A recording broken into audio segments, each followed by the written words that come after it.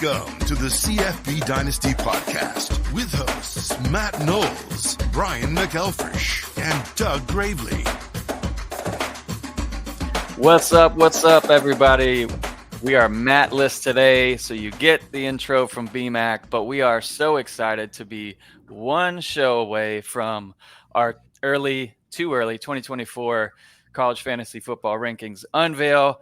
And so it's BMAC and Doug here talking about everything we're working on. We're working on depth charts. We're working on getting every single individual team depth chart page live and rankings for Devi, CFF, and so excited. Let's go. What's up, Doug? How are you today? What up? I'm good, man. I'm ready to get back on this college football field with you, man. It was a good couple weeks to just kind of woo-saw. And with all the stuff that's happening in college football right now, I'm excited to get back to the grind with you. It's going to be good. Keeping up with the depth charts has been insane. So I'm just scouring Twitter all the time, looking at different resources. Like it's not all there. Like even some of the big ones, big companies, etc., make mistakes in terms of like they've missed plenty. I feel like it's in every morning chat with you and I, like that first probably 30 minutes before we actually get to like work stuff. And it's like, hey, did you see this guy? Oh, hey, did you see? Oh, this guy transferred again. Okay, no, this guy's not going here anymore. He's going here now. Yeah. It's like, and then at some point you and I are like, what? That guy's leaving too? Yeah, it's insane. Yeah, and it sounds like we've got major changes coming to college football sooner than later, which is great to hear, because right now it's just chaos, and really what's happening to Alabama is completely unfair, and Washington, where their coach leaves or retires, and then it's free game for 30 days on their roster. So it's nuts. But then Bama's going to be a normal team here soon. Then you got players that just don't want to leave, and I think they're like 29 years old and still playing for Miami. Oh my gosh. So, yeah, McCormick, the 9th-year player. Like, what are we doing? You got kids that are like, I want to play at 6 different schools, and you got a kid that says, I want to play here for the rest of my life.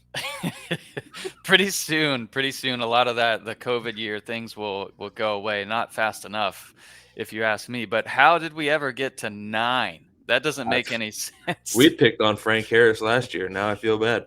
Yeah, I know. He's young buck compared to this guy now. So we'll talk about that. That does affect CFF as we get into what we're talking about today, which will be what we learned in 2024, looking at some breakout players, seeing where we were wrong, and talking about why. And then that's how we're kind of figuring things out for 2024 and how we'll make adjustments. And one of those, especially at a key position at quarterback, we'll get into kind of in depth on how things are shifting quite a bit in terms of who's going to get you points. We'll get into it. So anyways, let's go straight into some news and notes. We're just going to talk about some teams and look at, we can't cover everything since the last time we talked at the end. We did the one video game show, which actually I forgot to publish as a podcast. So I'll probably do that. Maybe next week it'll just be like a bonus extra podcast or whatever. It got quite a lot of views or whatever on YouTube, but we are stoked about the video game coming out. And anyways, we'll do more and more of that. And our rankings, we'll have a little video game flair this year. More to come on that. You'll see it actually next week. So let's get into the news and notes. News and notes around college football.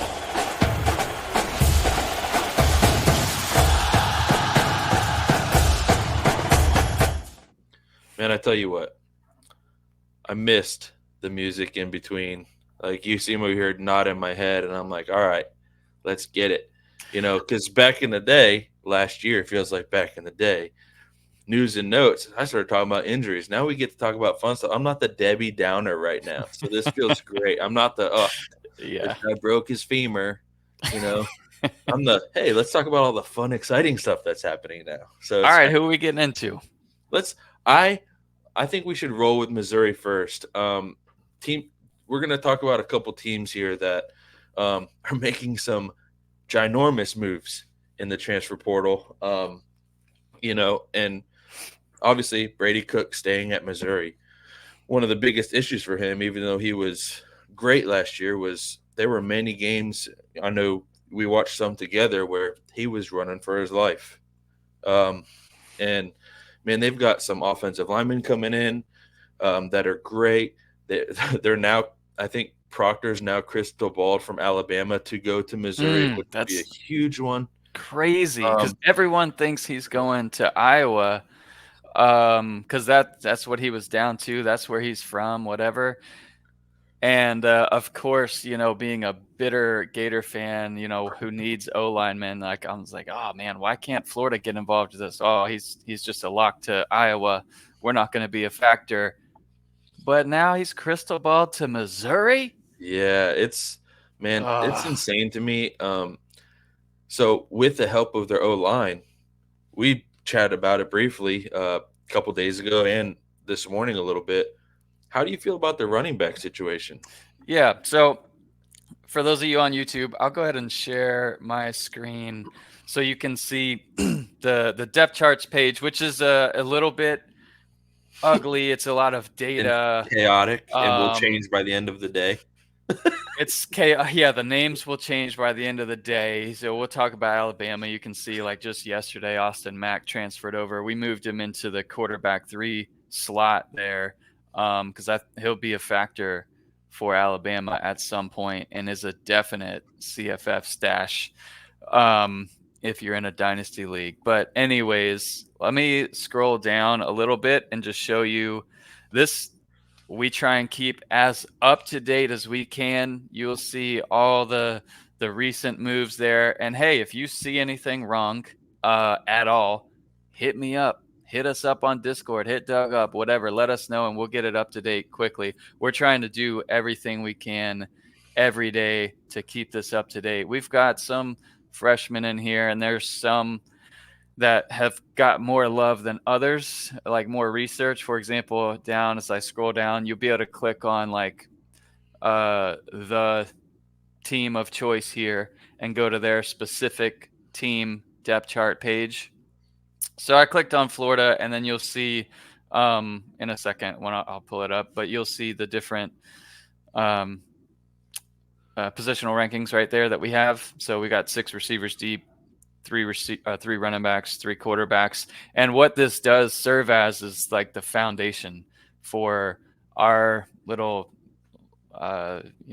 system or whatever we use to rank everybody in the preseason. We're going to have this out for you guys way sooner. Our processes continue to get better and better.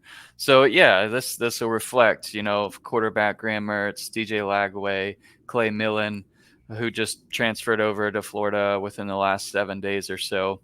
And then running back, receiver, of course, Eugene Wilson. Shamir DK came over. He'll be a big player as he reunites with Graham Mertz. And an offense, that's surprised. Like Florida, as much as they struggle, they'll have some fantasy players that are good. The offense was not the cause for a lot of their struggle, which was a surprise to me and a lot of Florida fans. Anyways, these what you're looking at with the by conference here, we're trying to adjust all of the conferences obviously to match what they'll be in 2024. So SEC divisions are going away, and of course they add Texas and Oklahoma. So this is a work in progress. It's obviously a lot of work. It's constant, but we're trying to update every single team so we'll have a team page and whatnot.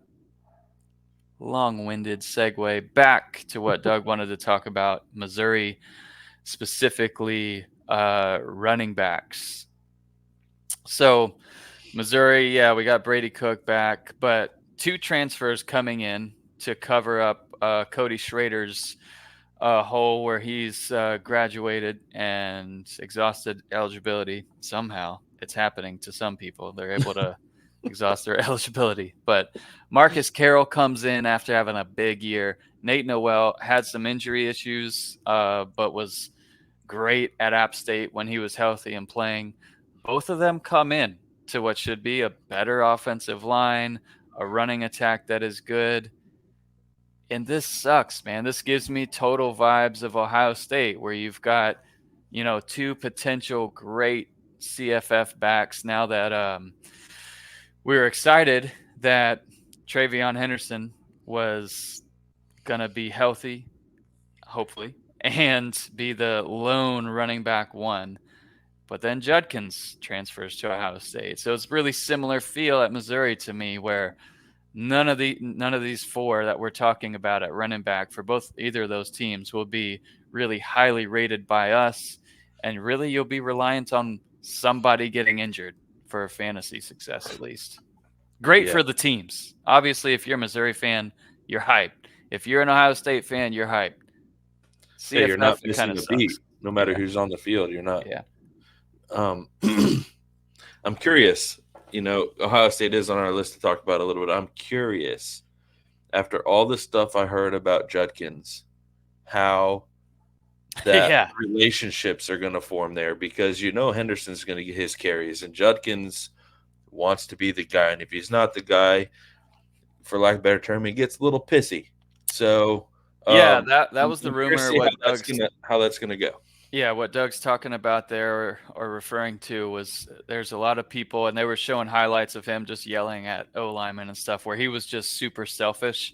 You saw the potentially cryptic tweet by the quarterback there that same day he transferred. It's seemingly true that he was just a super selfish player. I don't know any of this stuff firsthand. I'm just kind of reading what other people write and kind of reading into things a little bit. But yeah, we'll see how it plays out with Judkins and Henderson. And also at Ohio State, you add into the mix Will Howard, who is a dual threat guy, which if you have a dual threat quarterback, your running back is worth less in fantasy. So it's kind of a big mess there with Howard, Henderson, and Judkins. Whereas in the past, those have been like staples of CFF, especially in Power 5 leagues, where the Ohio State quarterback is super valuable. Ohio State running back one, super valuable. Man, not the case, I don't think, this year. I mean, Will Howard probably, but Travion and Judkins will be, probably just to avoid.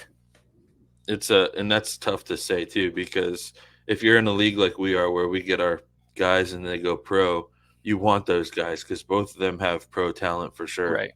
And it's like, deciding, do I want my college team to win now, or do I want to set my pro team up? So that's a tough decision that you guys are going to have to make at some point if you're in a similar league to ours.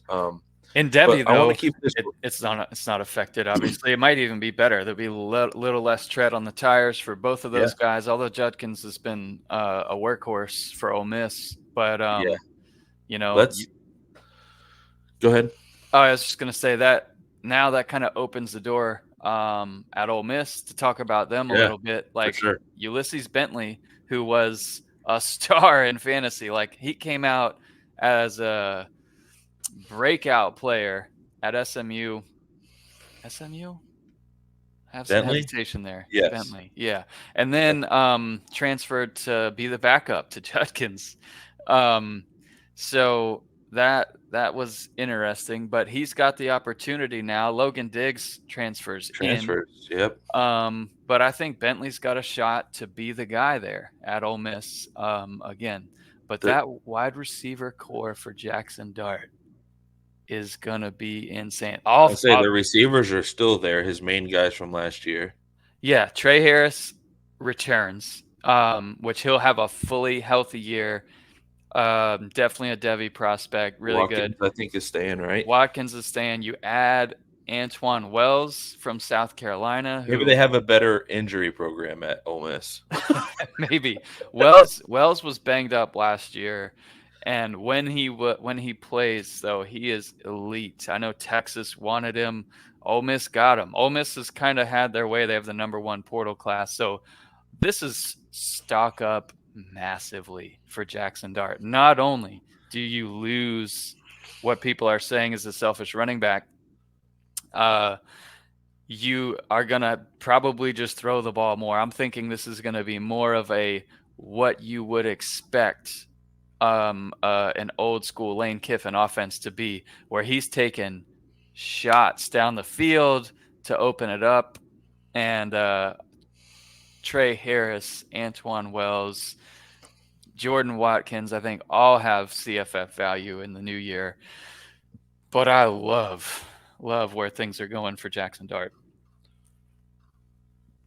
Yeah, I think, and unfortunately, you have Dart in our league. I think that it is going to be he's just, and he's not one of your typical, like, you think of when you think of like a Will Howard whose like first instinct is to run, but Dart can run and he's not afraid to do it. I've seen him take some shots and I'm like, I wouldn't get up, and he's like, hey, my helmet's halfway hanging off, but here I am.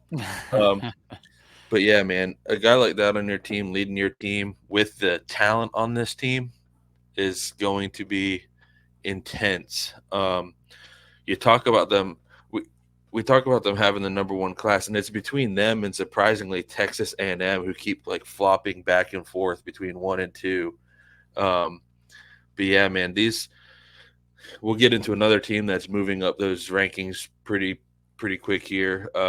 And 2 other teams actually. We've got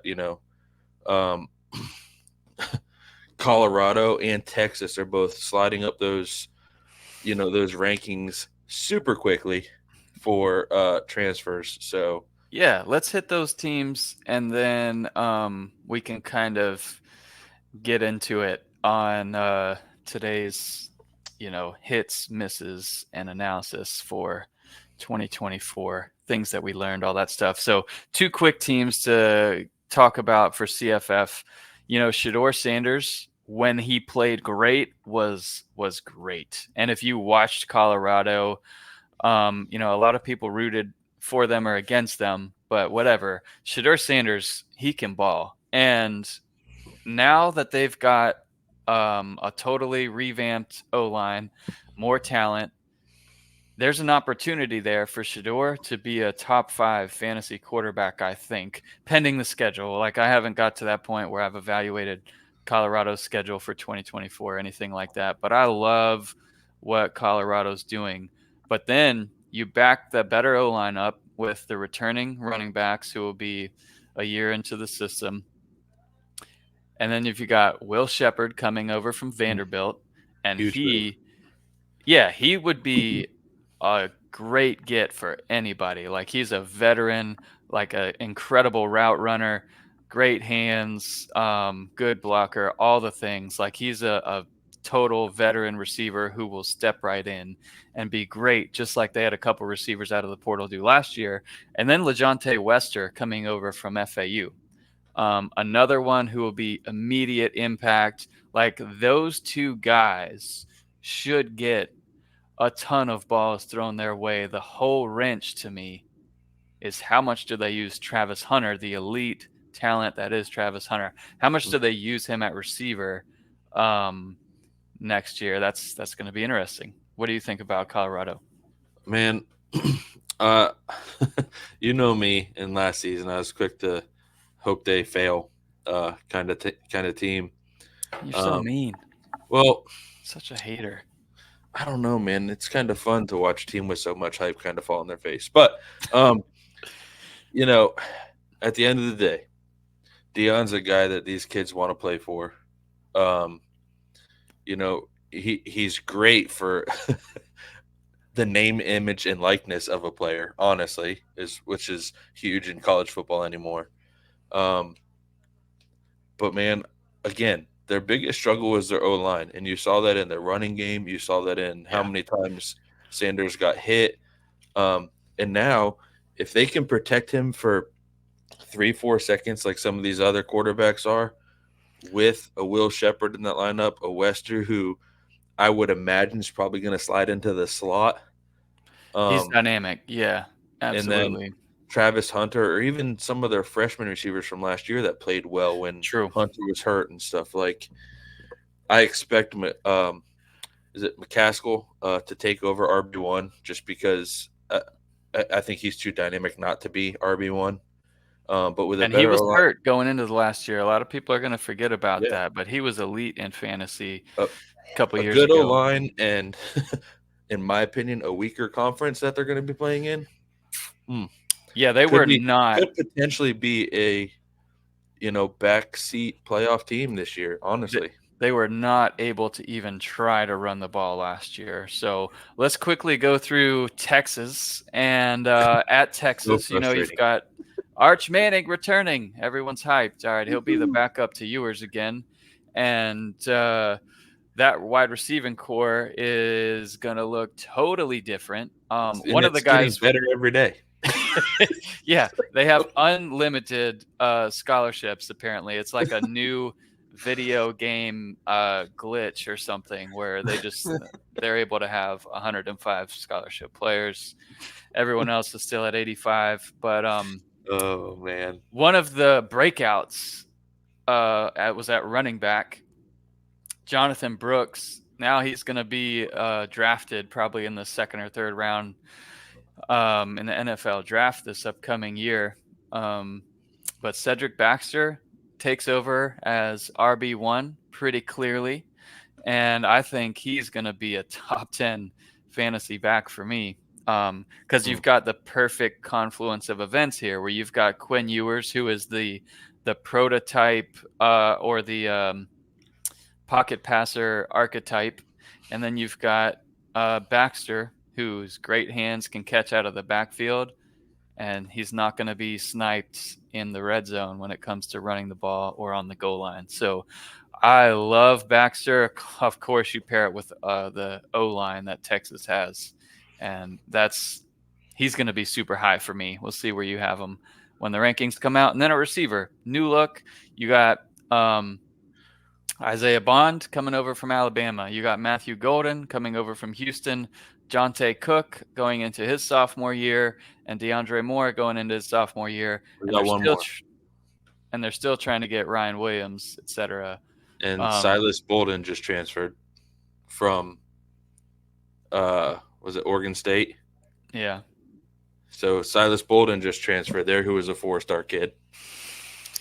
Yeah, so they're set up to be an elite offense. Like Ewers is a player. He's got not the highest ceiling for fantasy because he doesn't run the ball. He'll be good, not great. He will not be who you rely on as your QB1. So he's a good, solid QB2 in most leagues, I feel like, next year. But Baxter, I love him. What do you think? What stands out to you? And how would you slot those receivers there, with Bond being what many presume to be an elite NFL talent who didn't get used a ton at Alabama because of how the offense kind of shook out.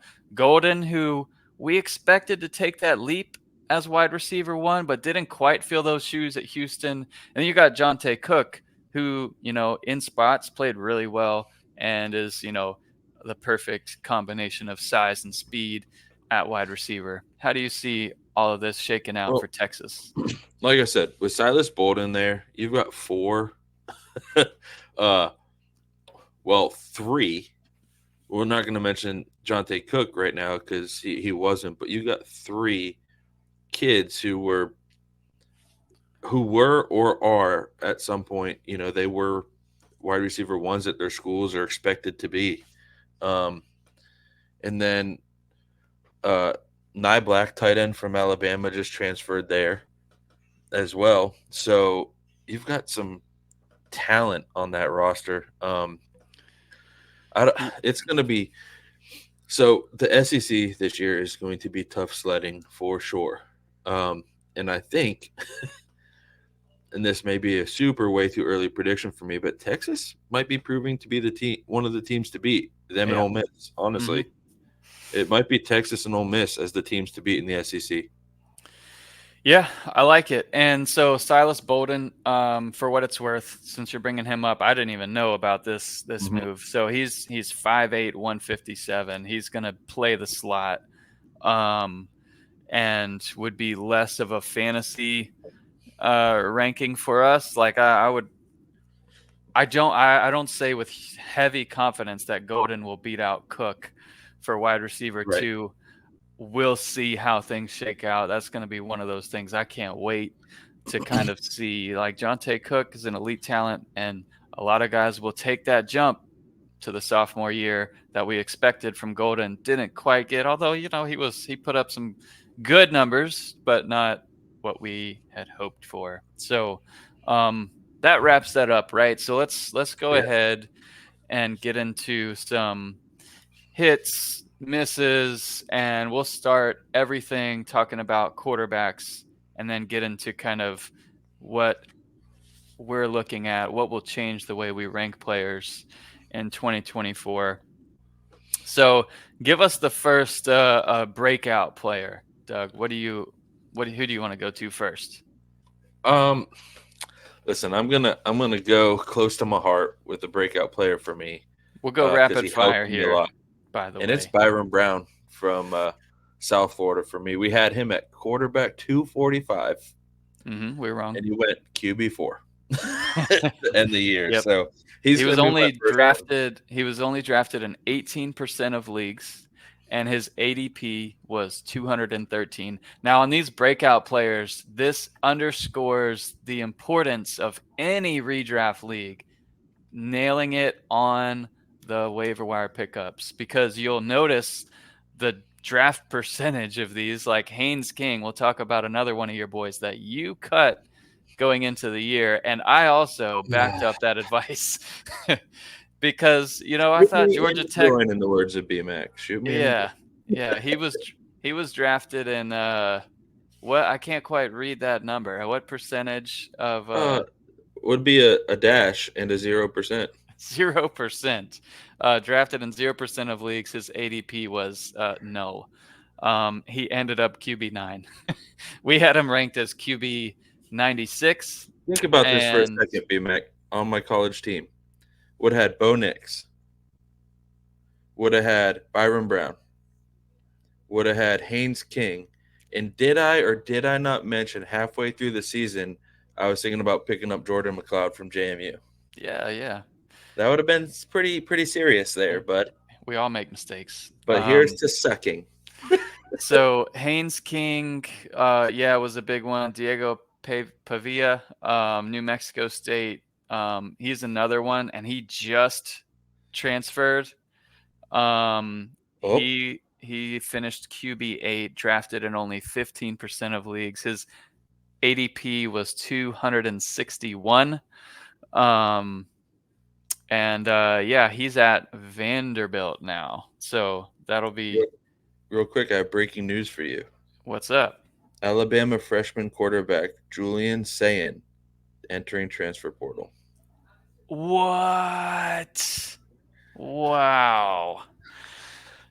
That's a big one. Like, could be a QB1 somewhere for sure. I mean, absolutely, he could be. If you go back to our depth charts, we've got a freshman starting for Nebraska, and Sayin is right up there, just as good. There's like a clear top 3 freshman quarterbacks, and he's one of them. So that was just thought I'd throw that in there. Didn't mean to knock you off your track here, but wow. Anytime a big name for us, because we know, we spend a lot of time on studying these kids and stuff, but anytime a big name like that comes through breaking news is something that I want to share with you guys. So you heard it here on the CFB Dynasty Podcast. 2 quick ones just to mention. Caden Salter, Liberty. He was sophomore. He finished QB2. We had him preseason ranked QB 56. He was only drafted in 14% of leagues. And his ADP was 311. At QB 56, he's in most leagues where we had him preseason ranked, he would have been your 4th quarterback drafted, which would have been awesome. But in most leagues, he didn't even get drafted. So the last one, Thomas Castellanos, Boston College, not really known for just putting out great quarterbacks, drafted in 0% of leagues, finished QB 13. So quick side note on QBs real quick, B. before we get into RBs. We have some notes here on Nico, Moss, Arnold, and Nussmeier. You want to talk about these guys real fast? No, I don't. But I will in a No, I minute. don't. I will in a minute. So I'll throw up on the screen here some of the so these are your QB1 and QB2 in a 12-team league. We've got our top 24 quarterbacks here. So I will talk about those 4 in a moment, but if you're looking on the screen, you'll see a little pie chart of quarterbacks by class. So of the people that finished as a QB1 or a QB2 in a 12-team league, your top 24, only 1 was a freshman. 4% were freshmen. 12% were sophomores. And those sophomores, so you got some of these breakouts here, sophomore and freshman. We're talking Byron Brown, Caden Salter, Thomas Castellanos, and then Jalen Milroe finished QB 15. So it was 1 and then 3? Yeah. And the rest were all juniors and seniors. That's right, out of the top 24. Yes. And I've referenced this College Football Nerds show a couple times on past podcasts because I think they are on the money when it comes to the game is changing, especially for quarterbacks. And I think the way the number one thing that will point to this or whatever is looking at Ohio State, who had bona fide great offensive line, running backs, the best receiving core in the country, or at least one of, and elite quarterback recruits. The game is just more difficult for quarterbacks than it was 5-6 years ago. And it's just because there's always cycles where the offense takes off and then the defense catches up to it. And then so what they're basically saying in that podcast, and I'll cover it because the way I believe it is, the and this funny, it goes back to the college football video game when it last launched. They had just kind of released the read option on the video game, and the read option really simplified the game for dual threat quarterbacks. So it's like you're looking at the edge player and you're going to either, based on him, you're going to hand it off or you're going to go around the edge and keep it. But there are plenty of other different types of read options, but there's the RPO, obviously, as the read option advanced, where you can, boom, hand it off to the running back or hit that receiver on a slant based on what the linebacker does and the edge player does. And it oversimplified the game for the quarterback. So freshmen, sophomores, it was easy for them to kind of step in if they have great talent and good talent around them to kind of take off. The game was simplified. It's getting less and less like that now, where we're seeing quarterbacks they need years to pick up the offense, to be able to do checks at the line of scrimmage and be able to process everything. They need more time, more years. And this is what we've seen too with these 9-year players now. You've got Jaden Daniels, you got Bo Nix. They're not 9-year guys, but Dylan Gabriel feels like it. Those are guys that have been in there, even though they haven't been necessarily in their system for a long time, just all of them like 2 years or whatever. They're experienced. Michael Penix, really experienced, etc. So, man, this is going to be something to follow, and I do think this will affect where I rank players, and I want to get your thoughts in a minute and how you'll rank players, because this year we'll have some separate rankings and we'll have an aggregate between you and I. But I will absolutely be favoring juniors and seniors at the top of my quarterback rankings. How do you see this data? Does it change anything for you? Does anything stand out here on the top 24 quarterbacks by class. Um, no, I mean it kind of is the way that you would think it would go. I do really like guys that um, have been in the league for a little while. Like you said, learning the system. Like we've talked about him already a little bit. Like a Jackson Dart hasn't transferred all over the place, but he's been in that system, um, and it's paying off. Obviously, um, yeah. And we talk about the more dual threat guys, and I look at this for sure in fantasy purposes. You're not going to have very often like a crazy year like say Joe Burrow had in 2019 when he threw for 60 touchdowns. Like, Yeah. Because there's a lot of colleges now that love a guy that does both.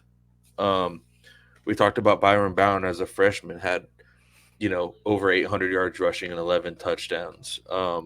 Salter, who we've seen break 50-yard touchdown runs, like Bo Nix is a runner. Daniels, obviously, if you're a Florida fan, we know what he did to us. But, it's just one of those things. Like, I think you and I have done this for the past 2 or 3 years in our league. Is we tend to draft guys that can do both.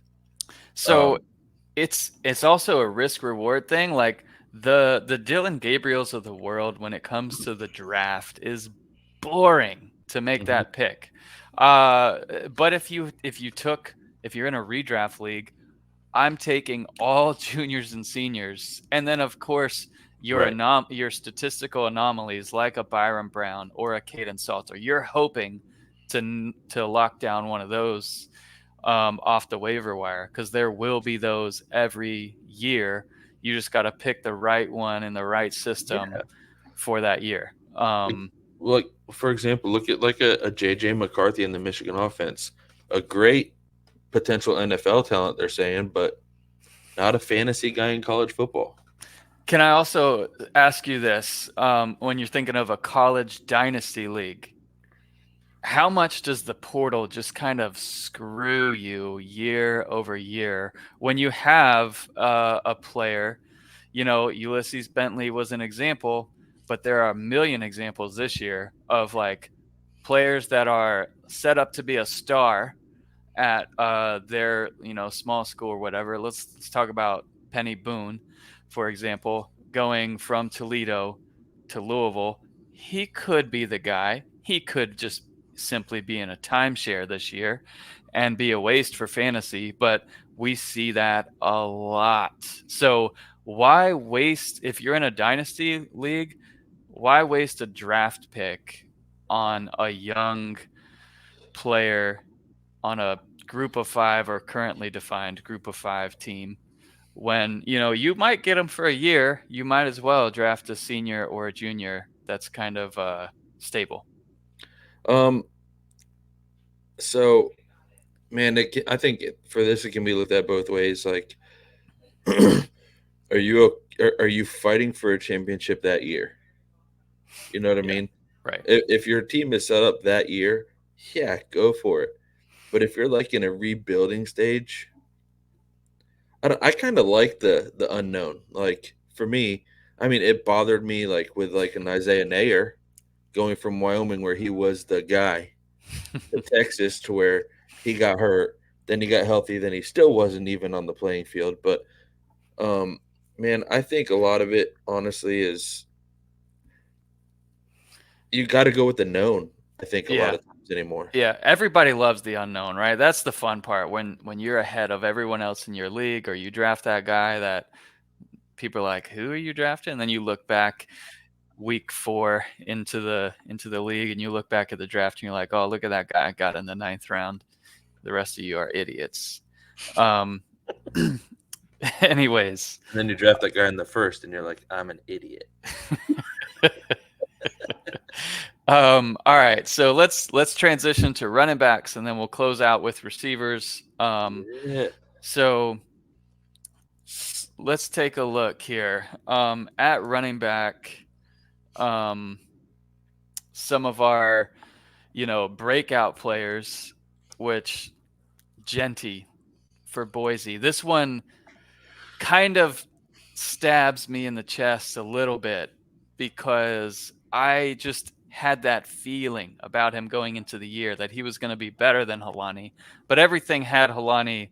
He's the incumbent. He's running back 1 for Boise. So we had Genty like at RB 49, and I think we had him above Helani. I could check that real quick, but they were kind of close to each other. Genty just kind of took over as the clearly better player. Not that Helani is bad. Helani was good. But Genty was just the star there, and he's coming back for Boise. And what's going to be one of the most fun fantasy rosters to follow this season with Malachi coming over from USC, etc. But Genty finishing RB2. Let's run through some of these. Omarion Hampton realized his potential. He took that jump that we hope to see a lot of people take this year and did not see that coming. Like, there was a 3-way battle for running back 1 at UNC, and he was right there with Genty a lot of the season, running back 1, running back 2. He finished the year running back 7, and he'll come back as a top pick this year. Mm-hmm. Cody Schrader, Missouri, man. Missouri is a player. Like, this guy, not really recruited. He was a walk-on and crushed it. We've had him at RB 75, and he finished RB 9 as a breakout player. Penny Boone, we had him ranked too highly a year ago or 2 years ago, and then he kind of didn't really win the job until this past year, and we underrated him. So he finished RB 12. He was drafted this year in 0% of leagues with no ADP ranking whatsoever. And then lastly, Dylan Johnson, Washington, drafted in only 16% of leagues, finished as RB 16. And when I'm thinking about at seeing Dylan Johnson and how he's used, it just makes me think about Justice Haynes in 2024 and how the seas have parted for Justice Haynes to kind of break out in the new year. So maybe it's too good to be true. We'll see what happens with portal over the next 25 days of open market on Alabama, if Haynes dips into the portal or whatnot. But there's no rumors of that. So I'm hoping he sticks it out at Bama, and he'll be a highly ranked player for me in that offense. What stands out to you, or you want to just go ahead and hit a couple of the misses? The misses. All right, I'll hit some misses because we all know how much I like to be a negative Nancy. No, I'll hit some misses. So we had our boy Judkins, who we've already talked about, at RB1. Yep. So one of those guys you would have drafted in the first round have been like, CFBDynasty is a bunch of jerks. And he ended RB19. Not horrible, but still. Yeah. Would have been a 2 or 3 on your roster. And it's not just us. His ADP was 4. Yeah. So that's across every position. So no surprise there on the ADP, because he was up there, RB 1, 2, or 3 the previous year, and Ole Miss was better this year in terms of talent, and they're going to be even better the next year. So that one's going to be interesting, but I think you see that transition a little bit away from the run. It's going to be more on Jackson Dart's shoulders for sure this year. Then you got Trey Benson we had at 11, which was mostly due to me because I was pretty high on this guy. He ended RB 30. His average draft position was 32, so kind of right on the money to where he was drafted at. Remember, ADP is overall. Right. So he was an RB 30, obviously. Right. True. Is just within running back. So he was certainly overdrafted, and he's one that disappointed in the past year. Liked him a lot too, but what you see is that with a dual threat quarterback that's really good, they're just going to suck some of the touchdowns in the red zone, and that's what happened to Benson. For sure. And then I'll hit 3 more real quick. You got Braylon Allen. We had RB3, ended RB 38. Yeah, that was a hard one to read because of the turnover at coaching, or the total shift in coaching philosophy there to pass it around more and whatnot. And it just never really clicked with Braylon Allen. He'll have a Yeah. better pro career probably. We'll see what he runs and all that stuff. But anyways. And Travion, RB10, we had him, and he ended RB44. Still had some injury issues this year a little bit. Yep. And then it was like a back and forth. That Ohio State offense was just kind of, you didn't know what to expect week to week with them. It was one week their quarterback threw 85 times. One week he threw 12. Like, you just didn't know what was going to happen. And it was musical chairs at running back between, him being hurt, 3 being hurt a lot, and then you had Trainum would start, and then some games it would be like, oh, College Game Day says Travion is back, and then he doesn't play at all.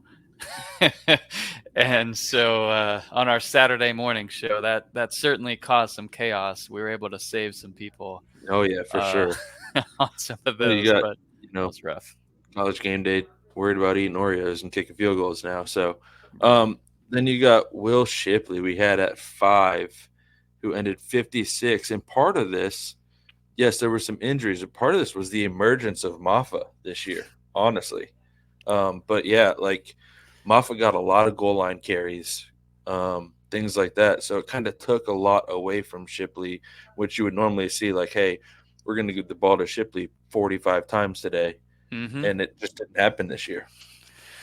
Yeah, that's correct, man. That whole Clemson offense never really clicked. So I think it's more on Klubnik and just the new OC and things just not getting worked out. But Shipley's a really good player. The offense was just broken this year. So I'll pull up running backs, add it to the screen here. So right here, we're looking at the top 36 running backs. How many freshmen on the pie chart? 0 freshmen. That would be, so if you're in a 12-team college fantasy league, it's all, so this is your running back 1, running back 2, or your flex or running back 3. So it would be your starter potentials based on how they finish the year. Man, no freshmen. No freshmen. And I don't think it's going to change in the new year either. But there's plenty of like, this is different than quarterback. Obviously, sophomores, they came into play at 25%. Juniors were 37%. Seniors were 37%. So, kind of an even split there. What stands out to you on these running backs here? Looking at the ADP column. That's the biggest thing to me. Yeah, so one of the biggest things to me is quarterback and running back. It's junior, senior heavy. And in years, I feel like in years past, younger running backs in college football were pivotal. But now it's kind of shifting. Like a lot of, I don't know. It's kids are staying in school longer, I think. Well, partly because now, especially now, because this NIL money that they're getting, why rush to play pro ball anymore? But yeah, it's crazy how quarterbacks and running backs are so junior, senior heavy. I'm curious because I haven't looked at this pie chart with you, but curious to see what we're going to see when we pull up receivers here in a little while. But I do think the average draft position is overwhelmingly high compared to where these players ended up. No joke, man. So looking at ADP, there was just a lot of unexpected breakouts, and these are from teams that you just wouldn't expect.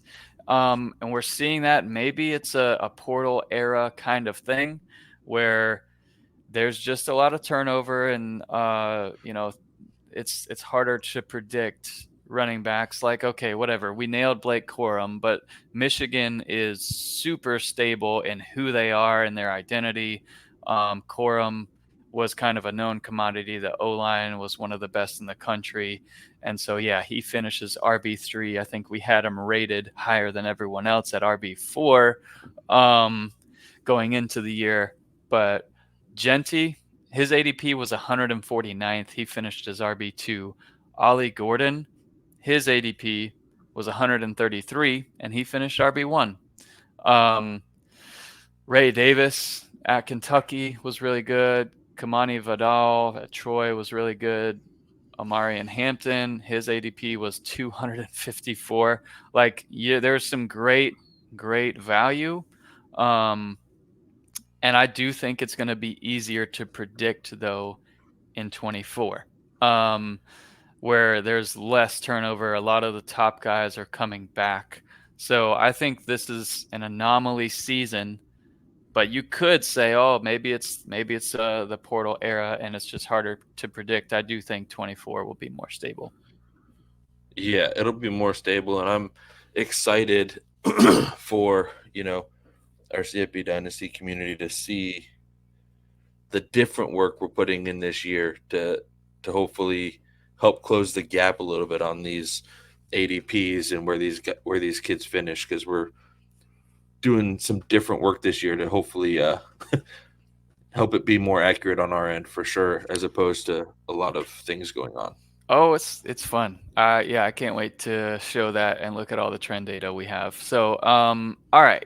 And let's take a look over at wide receiver now to kind of wrap up what we've learned. And here we go. So some of the guys that, this is an example where there was big stability at wide receiver, not as many shocks. We had Roma Dunze, who we predicted at wide receiver 3. He finished at wide receiver 1. Tet McMillan was a hit. Troy Franklin was a hit. Malik Neighbors we had as a secondary wide receiver selection. He finished wide receiver 2. Marvin Harrison Jr., of course. There's plenty of hits. Torrey Horton. Yeah, one of your favorites. Josh Cephas. We moved up really high, and he backed that up because of the injury issues and things there. But then there are some breakouts. Malik Washington, Virginia? Who saw that coming?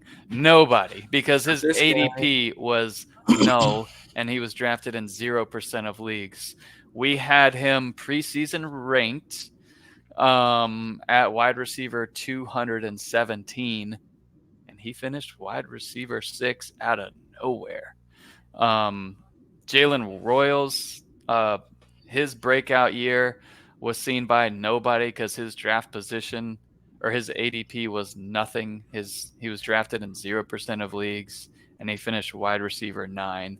So you have these breakout players. Kevin Conception, another one, drafted in 1% of leagues, finished wide receiver 18. Xavier Legette, ya boy, drafted in 1% of leagues, finished wide receiver 24. Brennan Presley from Oklahoma State, on and on, like some good breakout players there. But overall, receivers were pretty darn predictable this past year. And it'll be different this year. Yeah. It'll be different. But anyways, tell us about a couple misses there that we can talk about. So one of our misses, somebody that probably hurt a lot of fantasy teams, was Xavier Worthy. We had him at 13, and he finished 38. Which feels better because I had him. And feels better, yeah. It feels better than I thought. Like, he finished as like a wide receiver 3 on your team. We had him rated as a high-end wide receiver 2. So it is a miss because we had him 13, and 38 is a pretty big gap there.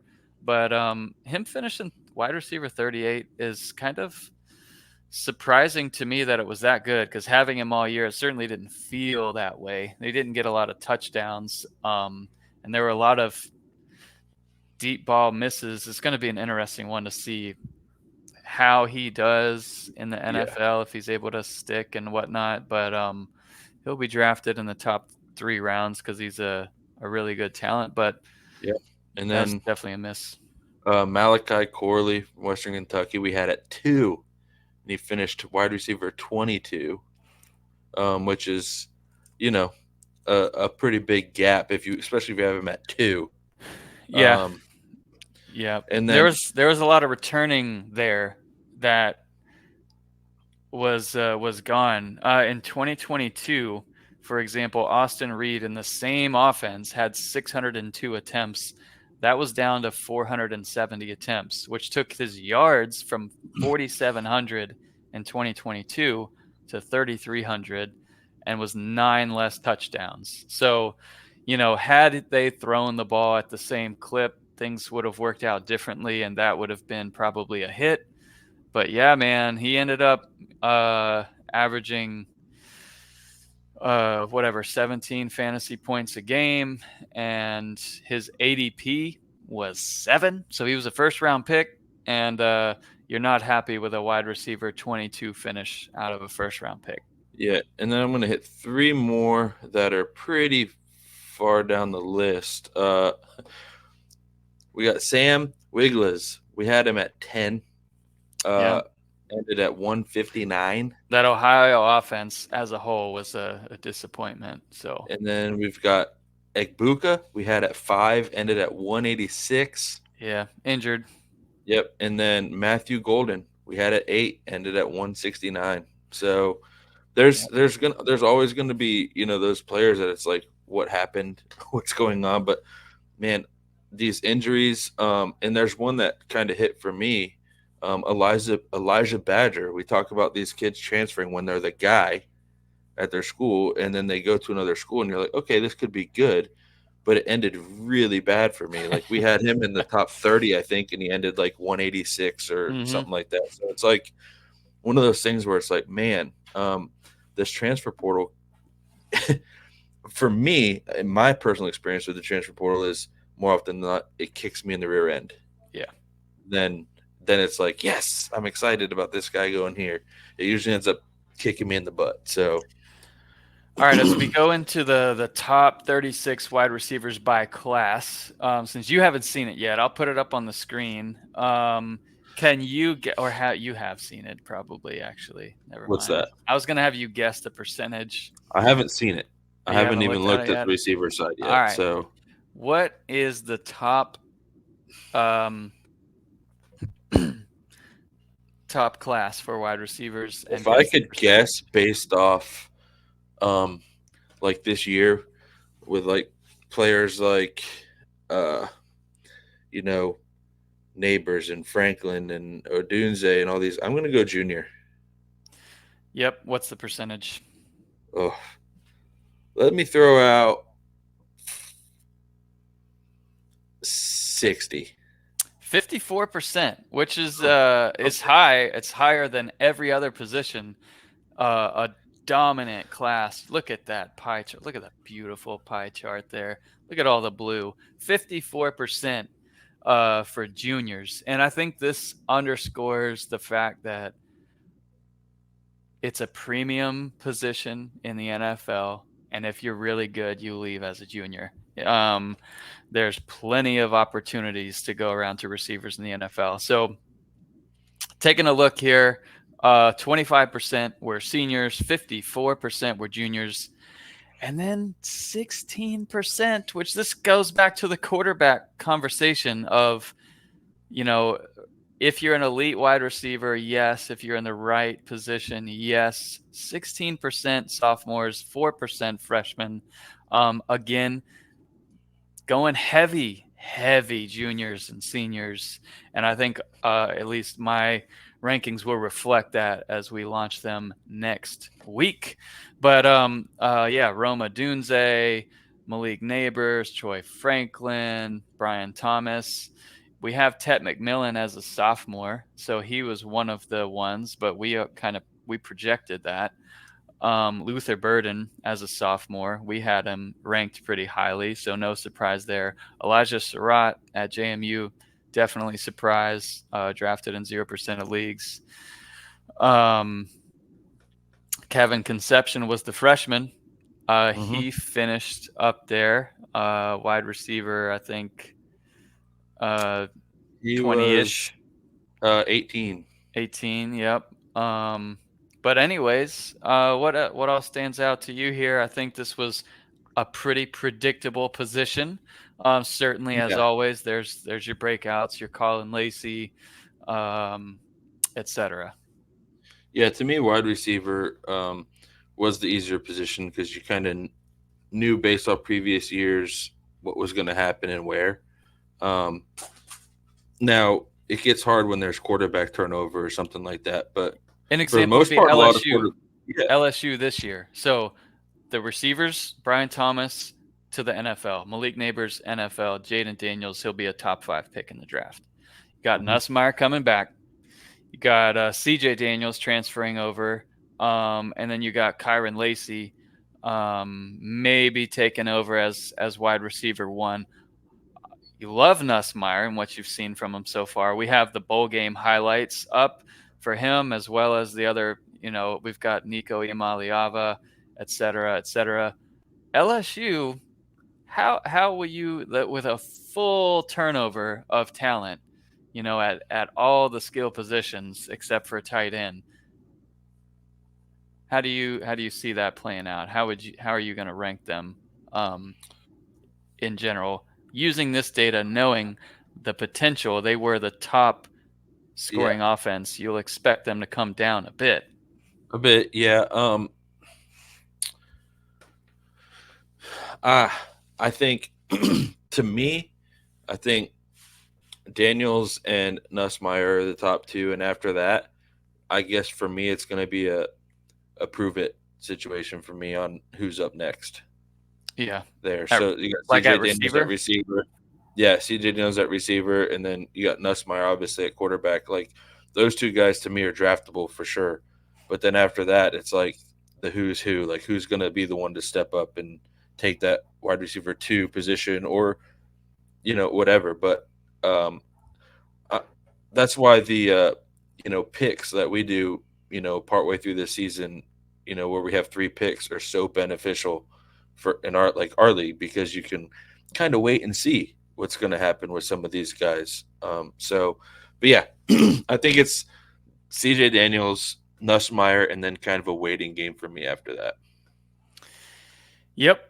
That's man, it's going to be exciting to kind of unveil the rankings, see where we have some of these LSU players and everyone else next week. So man, that's what we have to look forward to, and that wraps up what we're talking about today. So in the meantime, we'll see you guys up on Discord or whatever. We got to get that popping again as we unveil a lot of things that we'll be able to kind of cuss and discuss. And that's all we've got for now. For Doug and BMAC, we'll see you guys. Have a great rest of your week. Thank you for listening to the CFB Dynasty Podcast. Help us out by subscribing on YouTube and reviewing us on your podcast network.